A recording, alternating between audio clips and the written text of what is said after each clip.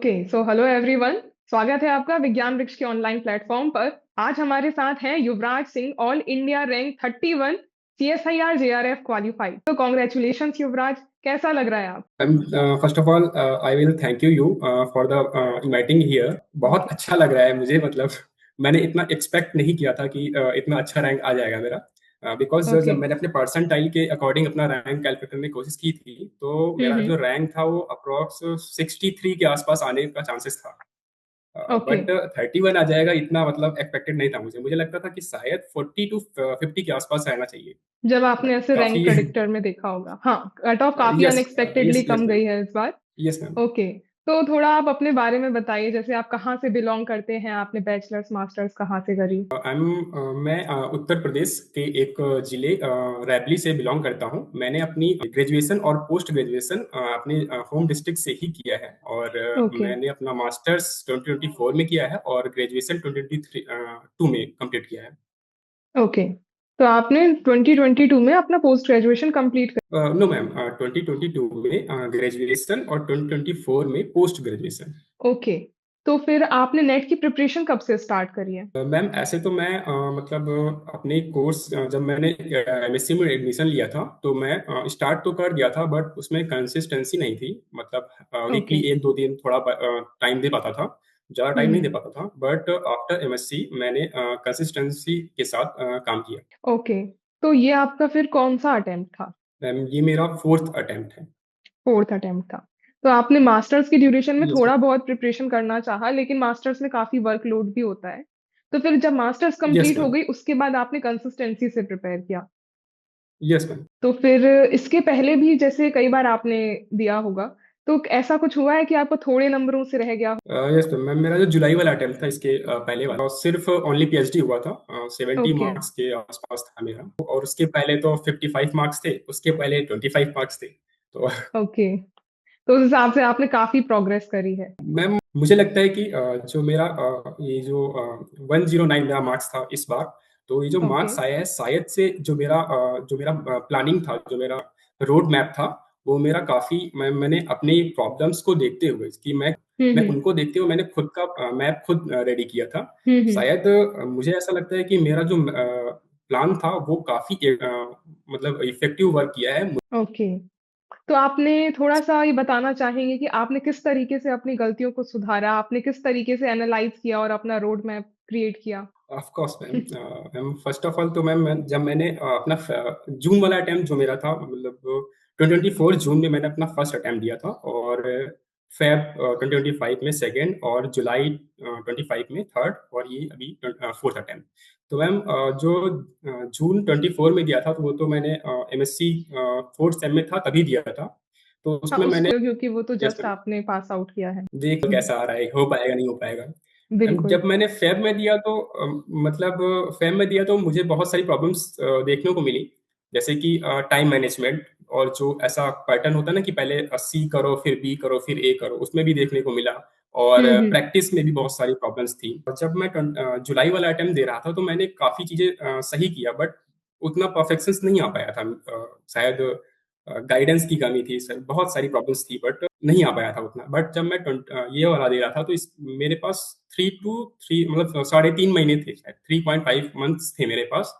तो मैंने अपना प्लान में फर्स्ट ऑफ ऑल मैंने ये कंसिडर किया कि मेरा जो वो ये पैटर्न है कि सी बी ए करने वाला, इसमें मुझे बहुत प्रॉब्लम होती थी। बिकॉज जैसे ए पार्ट जो है मैम मेरा थोड़ा सा वीक है सब, तो ए पार्ट को मैं लास्ट में कर रहा हूँ तो मैं पेपर का टाइम भी, तो मैं पैनिक कर जाता था, मैं कंट्रोल नहीं कर पाता था कि मैं अभी फोकस ही नहीं कर पाता था कि समय भी खत्म हो रहा है और क्वेश्चन भी नहीं बन रहे हैं। तो मैंने हम्म। ए को लास्ट में तो नहीं रख सकता, वो मुझसे हैंडल ही नहीं बिल्कुल। होता उस टाइम से। तो मैंने उसको उठा के बीच में रख दिया, क्योंकि सी पार्ट, ए को हम स्टार्टिंग में भी नहीं रख सकते जबकि सी प्रेशर भी आने लगता है। तो मैंने पहले क्या किया कि पहले सी को हम रखेंगे, देन मैं ए को रखूंगा, और देन मैं बी को रखूंगा। फिर मैम बात आई कि टाइमिंग की, कि मैं टाइमिंग पे क्या कैसे क्या करूंगा। तो मैंने फिक्स किया कि मैं सी को 1.5 घंटे पे और हम्म। मैम जैसे लोग ए को 30 मिनट दे दो वो इनफ होता है। बट मेरा वीक है ए, मैंने सोचा कि मेरा 30 मिनट में नहीं हो रहा है, मैं 40 मिनट दूंगा। तो मैंने ए को 40 मिनट के लिए फिक्स कर दिया कि मैं कुछ भी हो जाए मुझे। और मैम बी की बात हो तो मैम बी में मुझे ज्यादा टाइम नहीं लगता है। अगर 40 मिनट में अगर 40 मिनट भी मिल जाए मुझे बी के लिए, तो मैं 40 हम्म। क्वेश्चन को हैंडल कर, उसमें से मतलब 20-25 क्वेश्चन मैं टिक आराम से मार लेती उसमें। तो मैंने ओके। और मैं लास्ट में रखता था और मैं मॉक देता था, तो मुझे काफ़ी कंफर्टेबल होता था कि मुझे कोई प्रॉब्लम नहीं आ रही, कोई प्रेशर है नहीं है कि अपना टाइम भी वेस्ट कर दे रहा हूँ, क्वेश्चन भी गलत हो जा रहे हैं। ऐसा कुछ भी मुझे देखने को नहीं मिला। तो मेरे लिए तो मेरा जो प्लान था कि सी, ए और बी को इफेक्टिव हुआ। और मैं बताना चाहूँगा आपको कि मेरे पार्ट ए में 10 पॉइंट मतलब 10 प्लस नंबर थे। तो ओके। मुझे काफ़ी, और इसके पहले तो मेरे 1-2 नंबर आते थे ए में, तो 20 मिनट भी दे रहा हूँ, नंबर भी नहीं है तो। पर्सन टू पर्सन हर किसी का एक कंफर्ट लेवल अलग होता है, क्योंकि यूजुअली बच्चे सी की तरफ यस मैम, जाते हैं, फिर बी और फिर ए की तरफ। लेकिन जैसे कि आपने यस मैम, बताया कि आप बी सेक्शन को आप हार्डली आपको 40 मिनट चाहिए, आप उसमें 20 से 25 क्वेश्चन कर लेते हो। तो उस हिसाब से यस आपकी मैम। स्ट्रेटेजी आपके हिसाब से बहुत सही बैठती है कि आपने सेक्शन ए को अटेम्प्ट किया तो आपने उससे 10 से 12 नंबर गेन कर लिए। तो अचीवमेंट होता है अच्छी रैंक हासिल करने के लिए। Yes ma'am. मैम फिर मैम मेरी एक और प्रॉब्लम थी कि मैं अपना जो मेजर है वो ऑर्गेनिक और इनऑर्गेनिक है, फिजिकल मेरा माइनर ही है। तो जब और से ऑर्गेनिक इनऑर्गेनिक में भी जब मैं फेब से कोई भी चैप्टर लेके देख लेते, जैसे रिएजेंट ले लेते हैं, रिएजेंट में कुछ पार्ट्स मुझे आ रहे हैं बट कुछ पार्ट्स गलत हो रहे हैं। But hmm. एग्जैक्टली किस पार्ट में क्वेश्चन गलत हो रहा है, ये एक दो चैप्टर के बारे में तुम्हें पता था कि यहाँ यहाँ पे मेरी वीकनेस है, इस चैप्टर में इस सब टॉपिक में मेरी वीकनेस है। बट सारे हम्म। चैप्टर्स में मुझे उतना क्लियर नहीं हो पा रहा था। तो मुझे पहले ये जानना था कि एक्चुअल में मुझे किस किस पॉइंट पे मुझे प्रॉब्लम्स आ रही है। तो मैंने अपना एक जो रोड मैप, मैं हर एक जो पेपर है ऑर्गेनिक इनऑर्गेनिक और फिजिकल के लिए, मैंने ऐसे मेरे पास 3.5 महीने या फिर 3 महीने के आसपास था। तो मैंने क्या किया, सारे चैप्टर्स को एक लाइन में लिखा, ऑर्गेनिक के अलग पेज में, इनऑर्गेनिक के अलग पेज में और फिजिकल का अलग पेज में। देन मैंने ओके। एक कॉलम बना दिए, कई सारे कॉलम, की एक कॉलम में मैं रिवीजन का, कि रिवीजन करूंगा तो टिक मारूंगा उस चैप्टर के सामने। दूसरे कॉलम में मैंने पीवाईक्यू गेट के और एननेट के भी, जितना ज्यादा से ओके। आप लोगों का जो 2011 से लेके 2024 तक का जो पीवाईक्यू का जो लिस्ट है वो काफी हेल्पफुल हुआ इसमें मुझे। मुझे ज्यादा ओके। ऐसे इधर उधर ढूंढना नहीं पड़ा, तो काफी। तो मेरा जो दूसरा कॉलम था वो पीवाईक्यूज का था, गेट के भी और नेट के भी, जितना, और एटलीस्ट 5 इयर्स तो कंपलसरी है। फिर तीसरा बिल्कुल। मुझे रेफरेंस बुक के क्वेश्चन चाहिए थे, वो सीरीज थी और फुल होती है। स्टैंडर्ड रेफरेंस बुक के क्वेश्चंस। Yes ma'am. तो मैंने तीसरा कॉलम मेरा रेफरेंस बुक का और चौथा कॉलम मेरा टेस्ट सीरीज का था, कि टेस्ट सीरीज आखिरी में दूंगा। तो मैम मैंने पहले किस आता था, तो पहले मैं उसको रिवाइज करता था अच्छे से, फिर पीवाईक्यूज सारे लगाता था, फिर मैं जो भी रेफरेंस बुक क्वेश्चन जितने मुझे मिल पा रहे हैं वो करता था, और फिर मैं टेस्ट देता था, और फिर मैं टेस्ट का एनालिसिस करता था कि एक्चुअल में किस किस प्रॉब्लम क्रिएट हो रही है, किस किस पॉइंट की वजह से, मतलब जरूरी जैसे मान लो कि एब ब्लॉक है मैम, तो एब ब्लॉक पे ज्यादा कुछ नहीं है, बट अगर आपको सीरीज अच्छे से याद है और उसका जो हम्म। इलेक्ट्रॉनिक कॉन्फ़िगरेशन ये सब अच्छे से याद है, तो मुझे लगता है कि 60%, 70% इजिली आप कवर कर सकते हो उसको। तो मैम बिल्कुल। दैट मेरी वो भी प्रॉब्लम था उसको। तो हाँ, चीजें मैंने भूल। जो कर दिया, जब मैंने टेस्ट दिया तो मुझे समझ में आया कि से ही मेरी सारी गलतियां हो रही हैं, और बहुत सी चीजें रटने वाली ही हैं। Yes ma'am. तो मैम इस मतलब ये टेस्ट देके जब मैंने एनालिसिस किया तो मुझे एग्जैक्ट मेरा जो वीक पॉइंट है कि मुझे इस जगह पे ही सिर्फ मेहनत करनी है, पूरा चैप्टर लेके नहीं बैठना है कि हर बार मैं पूरा बिल्कुल। चैप्टर पढ़ रहा हूँ, जो वीक पॉइंट है उसको हल्के से देख के निकल जा रहा हूँ। मतलब उसमें भी मेरा वीक पॉइंट्स बहुत ज्यादा कवर हो ही नहीं पा रहा, अच्छे से ट्रीट ही नहीं हो पा रहे हो, तो वो प्रॉब्लम हरदम बनी ही रहेगी। दैट्स व्हाई मैंने पर्टिकुलर उस पॉइंट को बहुत अच्छे से ट्रीट किया। ओके। तो जब मैं ये कर रहा था तो मैंने एक अलग नोट्स बना ली थी, कि जिसमें जैसे कि मैम मैं पीवाईक्यूज में जा रहा हूँ, तो पीवाईक्यूज में कभी कभी क्या होता है कि मुझे ऐसे क्वेश्चंस देखने को मिल जाते हैं कि जो सॉल्व नहीं होते, जो थोड़ा सा डिफरेंट पैटर्न, यार ये खतरनाक क्वेश्चन है, ये आगे भी आ सकता है और मुझसे सॉल्व नहीं हो रहा है। तो मैं ऐसे मान लो कोई मैं कोऑर्डिनेशन रिवाइज कर रहा हूँ, मैंने कोऑर्डिनेशन की पीवाईक्यूज करी, उसमें मुझे 5 क्वेश्चन ऐसे मिल गए जो बहुत अच्छे हैं और मुझसे सॉल्व भी नहीं हो रहे थे, मुझसे प्रॉब्लम क्रिएट कर रहे हैं। तो मैंने उस कॉपी में कोऑर्डिनेशन चैप्टर डाल के वो पांचों को था। फिर अगर जो मैं रेफरेंस बुक के क्वेश्चंस में ऐसे अगर कुछ क्वेश्चंस मिल रहे हैं तो उसको भी वहीं पे नोट कर लेता था। टेस्ट प्रॉब्लम क्रिएट कर रहा है कि नहीं, ये आगे आ भी सकते हैं, अच्छा नोट नोट कर लेता था। और लास्ट के पेपर के जब 10 दिन बचता था तो मैं उस कॉपी पर रिवाइज की, यहाँ यहाँ मुझे प्रॉब्लम आ रही, तो मेरा जो 3 महीने का जो मैंने काम कर रखा है, जहां जहां पे मुझे प्रॉब्लम्स आ रही थी, वो सब कुछ रिवाइज हो गया कि मैं यहाँ पे फॉल्ट कर सकता हूँ, और मैं इसको तुरंत मतलब माइंड मेकअप रेडी हूँ अब। तो ये सब 2 महीने में मैंने अपने सारे चैप्टर्स को अपने सारे जो वीक पॉइंट्स थे सारे चैप्टर्स में, मेरा ऑर्गेनिक ज्यादातर तो मैं इन्हीं में देखा था, फिजिकल में भी जैसे कि काइनेटिक, इलेक्ट्रो और क्वांटम का आधा पार्ट, और ऐसे सॉलिड ले लिया और ग्रुप थ्योरी। हम्म। तो छोटे मोटे चैप्टर्स को ही मैंने किया था, बाकी तो ऑर्गेनिक ओके। इनऑर्गेनिक 90 to 95% मेरा था। तो मैम ये सारी प्रॉब्लम्स को मैंने अच्छे से मतलब देख लिया कि किस चैप्टर में प्रॉब्लम्स आ रही हैं और उनको मैंने अच्छे से रट भी लिया था। फिर उसके बाद मैंने हर फुल लेंथ टेस्ट देना चालू किया और उसके बाद भी मैं उसको एनालिसिस कर रहा हूँ, जो प्रॉब्लम्स क्रिएट हो रही हैं उसको दोबारा ट्रीट करना और 1-2 दिन बाद फिर टेस्ट देना, उसको फिर एनालिसिस करना। दैट्स व्हाई इस तरह अच्छा हो गया फिर। ओके, तो एक और इस तरह तरीके से से आपने कॉन्फिडेंस भी आ प्रॉपर। जाता है कि हम्म। यस मैम, मैम काफ़ी ओके, था फिर मैंने। पूरी तरीके से आपने रोड मैप को अच्छे से फॉलो किया, आपने एक स्ट्रेटेजिक वे यस में मैम। आपने पहले थ्योरी पढ़ी, फिर उसकी आपने अपनी गलतियां एनालाइज करी प्रीवियस ईयर क्वेश्चंस को देखते हुए, फिर टेस्ट दिए, तो एक सिस्टमेटिक वे से आपने अपनी गलतियों का नोट करा और उस पे ही ज्यादा वर्क करने की कोशिश करी। तो एक यस आपने मैम। स्ट्रेटेजिक वे में फॉलो किया, और जैसे कि आपने बताया कि दो पार्ट्स आपके मेन थे, इनऑर्गेनिक और ऑर्गेनिक। फिजिकल आपका यस मैम। थोड़ा सा वीक था, तो उसके बाद भी एक तरीके से आपने बहुत ही अच्छी रैंक से इस एग्जाम को क्वालिफाई किया है। तो इस अकॉर्डिंग, जैसे कि बहुत से बच्चों की जो फिजिकल केमिस्ट्री वीक होती है, उनको सेक्शन ए में प्रॉब्लम आती ही है, क्योंकि थोड़ा सा उसमें एनालिटिकल वे के ही क्वेश्चन होते हैं जनरल एप्टीट्यूड के। तो एक तरीके से जैसे यस मैम। जिनको भी फिजिकल केमिस्ट्री में प्रॉब्लम है, वो इससे आपसे सीख सकते हैं कि वो सेक्शन सी के बाद सेक्शन ए को अप्रोच कर सकते हैं, जिससे आप थोड़ा सा उससे ज्यादा मार्क्स गेन कर सकते हो अगर आप अच्छे यस से मैम। प्रिपेयर करो। क्योंकि जैसे कि दो ब्रांचेस ही आपने कवर करी हैं और थर्ड ब्रांच से आपने थोड़े छोटे छोटे से टॉपिक्स, तो इन जनरल कहा जा सकता है कि सिर्फ दो ब्रांच अच्छे से पढ़े और एक ब्रांच को अगर आप कुछ मेजर टॉपिक्स को कवर कर ले, तो भी एक बहुत अच्छी रैंक के साथ एग्जाम को क्वालिफाई किया जा सकता है। यस तो मैम। इससे बहुत सी चीजें आपको सीखने की, आपसे बच्चों को सीख के फिजिकल वीक है तो उनको इस चीज में काफी प्रॉब्लम फेस करनी पड़ती है। और जैसे कि आपने बताया टेस्ट सीरीज, तो टेस्ट सीरीज का भी रोल आपने जैसे बोला टाइम मैनेज करना, और आपने गलतियों को काफी इम्प्रूव किया है। ये इसमें तो बहुत ही ज़्यादा मतलब इफ़ेक्ट पड़ा है मेरी प्रिपरेशन में। मतलब सब तो कुछ टेस्ट सीरीज के मतलब सब कुछ रिगार्डिंग ओपन आप कर। थोड़ा सा कुछ बताना चाहें कि कैसे हेल्प मिली आपको। मैम जैसे कि सबसे पहले पॉइंट्स मिल गए और सेकेंडली मैम मेरा जो टाइम मैनेजमेंट था कि कहाँ पे किस पार्ट में ज़्यादा टाइम लग रहा है, किस पार्ट को इफेक्टिव से पार्ट सी को मैंने 1.5 और मतलब 1.5 घंटे मैंने दिए थे।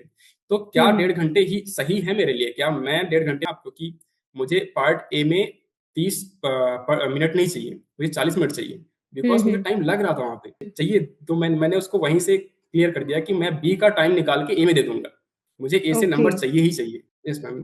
तो मैम ये इसी बहुत ही तरह और अच्छी मैम चीज है। मिस्टेक्स भी हो। मिस्टेक्स भी आपकी कवर हो गई होंगी उससे। और यस जैसे मैम। कि इसके पहले आपने नेक्स्ट बैचलर्स के बाद बच्चे एग्जामिनेशन देते हैं आईआईटी जैम का, क्या आपने उसकी प्रिपरेशन करी थी? मैम जब मैंने ये अपना ग्रेजुएशन सेकेंड ईयर में था, तो मुझे मोबाइल फर्स्ट टाइम मिला था, तो मुझे ज़्यादा उतना सोशल मीडिया का वो था नहीं हम्म। कि हाँ, ये एक सब भी तरीके से प्रिपरेशन होती हैं। अवेयरनेस नहीं होगी। बट मैंने मैम था बिकॉज जब मैं मोबाइल मुझे मिला था तो शायद 2020 या फिर शायद 2021 में मिला था।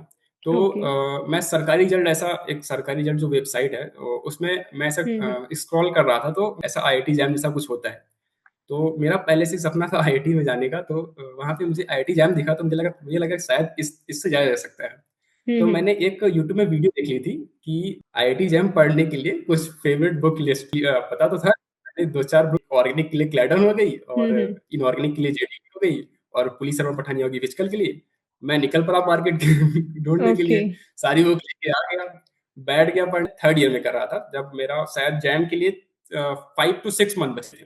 बिकॉज़ हम्म। उस वीडियो में शायद ये भी बोला गया था कि जैम के लिए 6 मंथ रिक्वायर्ड है, मतलब इतना इनफ है। होगा। मैंने 6 महीने पहले स्टार्ट कर तो दिया बुक आप लाके। यूट्यूब की मैंने वीडियोस के अट्रैक्ट होकर यस आपने बुक्स भी ले वीडियो आए और सारी चीजें आपने पढ़ाई भी स्टार्ट कर दी। मुझे लगा शायद 6 मंथ ही लगते होंगे एकदम।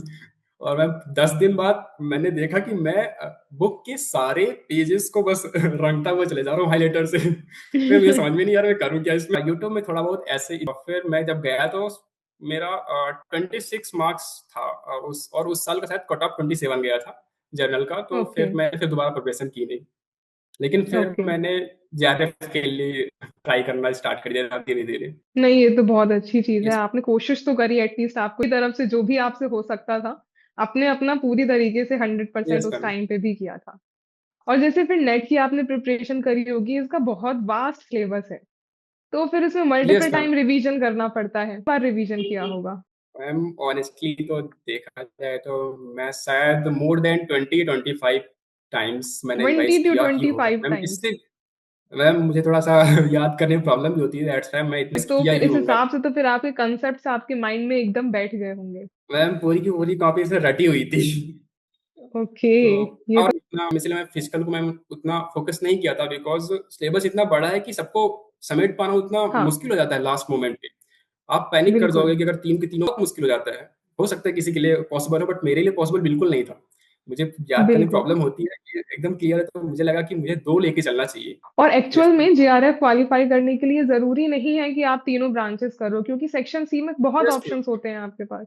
Yes ma'am. नहीं, ये बिल्कुल सही आपने स्ट्रेटेजी फॉलो करी है। इससे बहुत से लोगों को कुछ नया सीख होगा। और फिर आपका डेली मैम का जैसे रूटीन क्या रहता था? आप कितने घंटे पढ़ाई करते? मैम अगर मैं टाइमर लगा के पढ़ता था, जैसे कि जैसे मैंने बैठा तो टाइमर स्टार्ट और जैसे ही मैं उठ रहा हूँ 10 मिनट के लिए उठ रहा हूँ तो वो टाइमर स्टॉप कर देता था तुरंत। तो मैम ओके। इस एग्जैक्टली मेरा 7 to 9 आवर्स के बीच में रहता था। तो आप बट 7 से 9 घंटे आवर्स में ही पर मैं डे पढ़ते थे? कितने यस मैम। महीने आपने मैम ये इतने टाइम की पढ़ाई करी होगी? लास्ट के थ्री मंथ, ओके, लास्ट के 3 महीने 3 महीने या फिर आपने सात थ्री से पॉइंट नौ फाइव घंटे मंथ। की पढ़ाई करी है। तो काफी हार्ड वर्क आपने यस। किया है और अल्टीमेटली आपको सक्सेस मिली है, और बहुत ही अच्छी रैंक के साथ। यस तो मैम। फिर आपके आगे के प्लान्स क्या हैं फिर? मैम फर्स्ट चॉइस तो असिस्टेंट प्रोफेसर के लिए प्रिपरेशन करना है, लेकिन सेकेंडली हम्म। मैं पीएचडी के लिए भी जाना चाहूँगा। Okay. Ma'am because personal choice है but financially I am not stable that's why मैं जॉब। ओके। तो ये भी बहुत अच्छी चीज है। Assistant professor one of the most prestigious और रेस्पेक्टेड जॉब होती है। तो बहुत ही अच्छी चॉइस पीएचडी की है, क्योंकि आज की डेट में बहुत सी जगह डायरेक्टली भी आपको असिस्टेंट प्रोफेसर की एलिजिबिलिटी है।